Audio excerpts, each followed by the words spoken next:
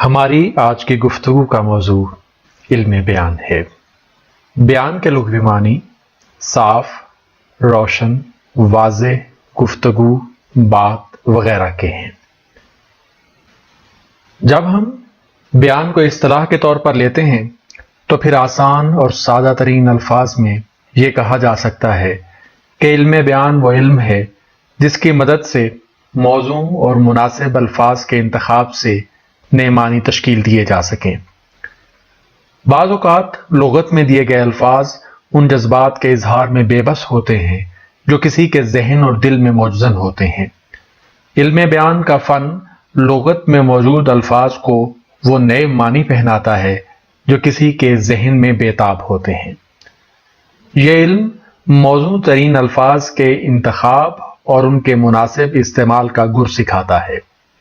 علم بیان 4 اجزائے ترکیبی پر مشتمل ہے: تشبیہ، استعارہ، مجاز مرسل اور کنایہ۔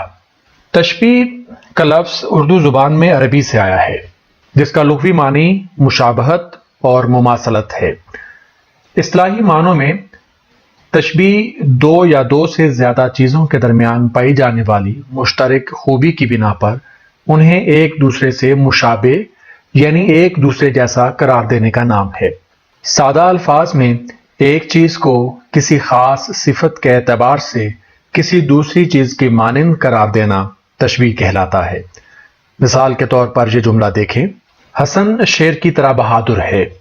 حسن بھی چونکہ بہادر ہے اور دوسری طرف شیر اپنی بہادری کے لیے مشہور ہے، اس لیے اس جملے میں حسن کو شیر کی طرح بہادر قرار دے کر یہ ثابت کیا گیا ہے کہ حسن بہت بہادر ہے۔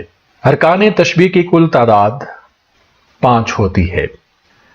ارکان تشبیہ درج ذیل ہوتے ہیں: مشبہ، مشبہ بہ، وجہ شبہ، اسے وجہ تشبیہ بھی کہا جاتا ہے، ادات تشبیہ، انہیں حروف تشبیہ بھی کہا جاتا ہے، اور غرض تشبیہ، وہ چیز جس کو مشترک خوبی کی وجہ سے کسی دوسری چیز سے تشبیہ دی جائے یعنی دوسری چیز کی مانند کہا جائے اسے مشبہ کہا جاتا ہے۔ وہ چیز جس سے کسی مشترک خوبی کی وجہ سے تشبیہ دی جائے اسے مشبہ بہ کہا جاتا ہے۔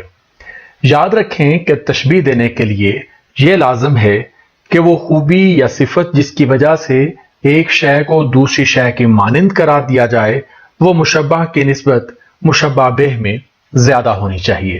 مشبہ اور مشبہ بہ دونوں طرفین تشبیہ کہلاتے ہیں۔ وہ خصوصیت جو مشبہ اور مشبہ بہ دونوں میں پائی جائے یعنی وہ مشترک خوبی جو جس چیز کو تشبیہ دی جا رہی ہے اور جس چیز کے ساتھ تشبیہ دی جا رہی ہے دونوں میں پائی جائے وجہ شبہ کہلاتی ہے۔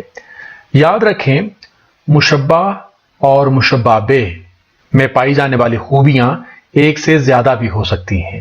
ادات تشبیہ وہ لفظ یا الفاظ جو مشبہ کو مشبہ بہ کی مانند قرار دینے کا ذریعہ بنے ادات تشبیہ کہلاتے ہیں۔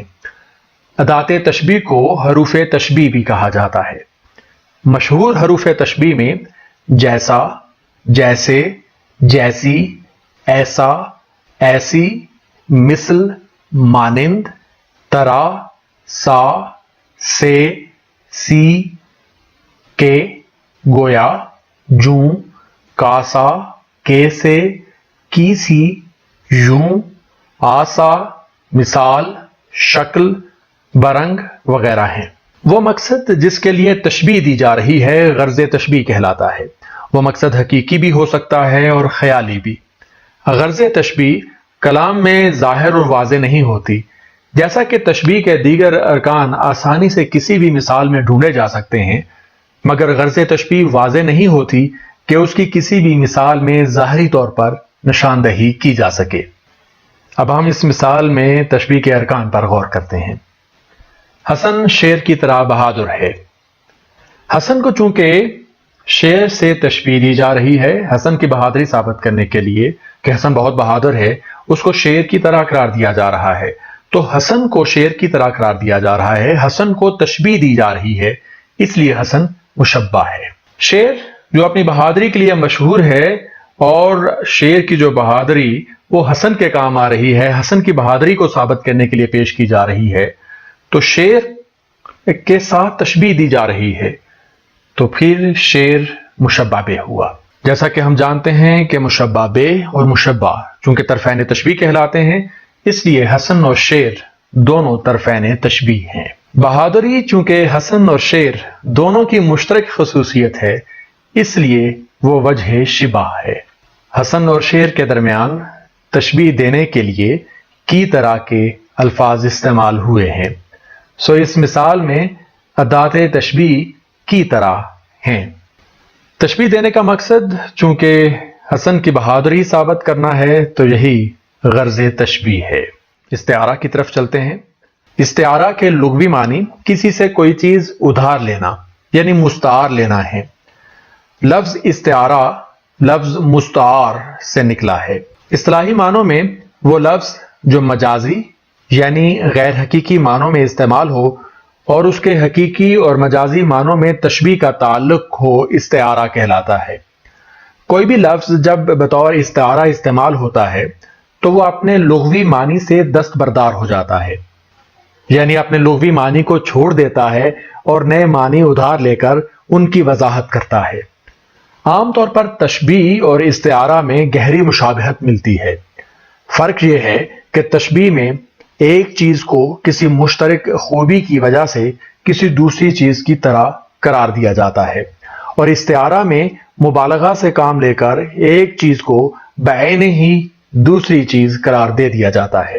جیسا کہ شیر کو جب ابراہیم کی بہادری ثابت کرنے کے لیے بطور استعارہ استعمال کیا جائے گا تو جملہ کچھ یوں ہو جائے گا: ابراہیم شیر ہے۔ یہاں شیر اپنے لغوی معنی جو ایک جنگل کا درندہ ہے سے دستبردار ہو گیا، اور اپنی بہادری کی خوبی کی وجہ سے ابراہیم کی بہادری کی وضاحت کا سبب بن گیا۔ ارکان استعارہ 3 ہیں جو درج ذیل ہیں: مستعار لہو، مستعار منہ اور وجہ جامع۔ جس کے لیے استعارہ اختیار کیا جائے اسے مستعار لہو کہا جاتا ہے۔ مستعار لہو کو تشبیہ کی بحث میں مشبہ کہتے ہیں۔ جس سے مستعار لہو کے لیے کوئی خوبی یا خامی ادھار مانگی جائے اسے مستعار منہ کہا جاتا ہے۔ مستعار منہ کو تشبیہ کی بحث میں مشبہ بہ کہتے ہیں۔ مستعار لہو اور مستعار منہ طرفین استعارہ کہلاتے ہیں۔ وہ خصوصیت جو مستعار منہ سے ادھار مانگ کر مستعار لہو کو دی جائے وجہ جامع کہلاتی ہے۔ اسے تشبیہ کی بحث میں وجہ شبہ کہتے ہیں۔ اب ہم اس مثال میں ارکان استعارہ پر نظر دوڑاتے ہیں۔ چونکہ ابراہیم کے لیے استعارہ اختیار کیا جا رہا ہے، اس لیے اس مثال میں ابراہیم مستعار لہو ہے۔ چونکہ شیر سے اس کی خوبی جو بہادری ہے وہ ابراہیم کے لیے ادھار لی جا رہی ہے، اس لیے شیر مستعار منہ ہے۔ چونکہ مستعار لہو اور مستعار منہ طرفین استعارہ کہلاتے ہیں، اس لیے ابراہیم اور شیر طرفین استعارہ ہیں۔ بہادری وہ خوبی ہے جو شیر سے ادھار مانگ کر ابراہیم کو دی جا رہی ہے، اس لیے بہادری وجہ جامع ہے۔ علم بیان کا اگلا جز مجاز مرسل ہے۔ مجاز کا لغوی معنی حقیقت کے برعکس اور مفروضہ ہے، اور مرسل کا لغوی معنی پیغام دے کر بھیجا گیا ہے۔ اصطلاحی معنوں میں وہ مجازی اور غیر حقیقی معنی جس میں تشبیہ کا تعلق نہ پایا جائے بلکہ یہ تعلق کسی اور سبب یا رعایت پر مبنی ہو، مجاز مرسل کہلاتا ہے۔ مجاز مرسل میں حقیقی اور مجازی معنوں میں تعلق کی 24 صورتیں ہیں، جن میں سے چند اہم صورتیں ہم یہاں بیان کر رہے ہیں۔ جز سے کل مراد لینا۔ جو لفظ جز کے لیے بنا ہو اسے استعمال کر کے کل کے معنی لینا مجاز مرسل کی ایک صورت ہے۔ درج ذیل شعر دیکھیے: اب یہی ایک راہ بچتی ہے، بس یہیں روک لیں قدم دونوں۔ سجاد بلوچ نے اس شعر میں قدم جو ایک جز ہے کہہ کر اپنے رکنے کی بات کی ہے۔ اپنا آپ ایک کل ہے۔ جو لفظ کل کے اظہار کے لیے بنا ہو اس کو جز کے لیے استعمال کرنا بھی مجاز مرسل کی ایک صورت ہے۔ شعر دیکھیے، اور بازار سے لے آئے اگر ٹوٹ گیا، ساغر جم سے میرا جام سفال اچھا ہے۔ غالب کے اس شعر میں بازار کل ہے اور اس سے مراد دکان ہے جو ایک جز ہے۔ غالب نے بازار سے لانے کی بات کر کے یہ کہا ہے، میرا جام سفال اگر ٹوٹ گیا تو بازار کی کسی دکان سے لے آئیں گے۔ جو لفظ مسبب کے لیے بنا ہو اسے ادا کر کے اسے سبب مراد لینا بھی مجاز مرسل کی ایک صورت ہے۔ جیسے اناج برستا ہے، یہاں اناج مسبب ہے اور سبب بارش ہے۔ اناج برسنے کا مطلب بارش برسنا ہے۔ جو لفظ سبب کے لیے بنا ہو اسے ادا کر کے اس سے مسبب مراد لینا بھی مجاز مرسل کی ایک صورت ہے۔ جیسے گرمیوں میں اس مکان میں سورج آ جاتا ہے، سورج سے مراد یہاں دھوپ ہے۔ سورج یہاں سبب ہے اور دھوپ مسبب ہے۔ علم بیان کا ایک اور جز کنایا ہے۔ کنایا کے لغوی معنی پوشیدہ بات کہنا ہے۔ اصطلاحی معنوں میں وہ لفظ جو لغوی معنی میں کوئی مطلب ادا تو کر رہا ہو اور اس معنی کے ساتھ جملہ یا شعر کوئی نہ کوئی مطلب دے رہا ہو، مگر شعر کہنے والے یا جملہ ادا کرنے والے کا اس لفظ کے بیان سے مقصد کچھ اور ہو اور وہ اس لفظ کو کسی مجازی معنوں میں استعمال کر رہا ہو۔ مثال کے طور پر یہ شعر دیکھیے، کیوں رد و قدا کرے ہے زاہد، میں ہے یہ مغز کی کہہ نہیں ہے۔ اسد اللہ خان غالب کے اس شعر میں مغز کی کہہ سے مراد شہد ہے۔ یہاں مغز کی کہہ اپنے حقیقی معنی میں مستعمل تو ہے مگر غالب کے بیان کا مقصد مجازی ہے۔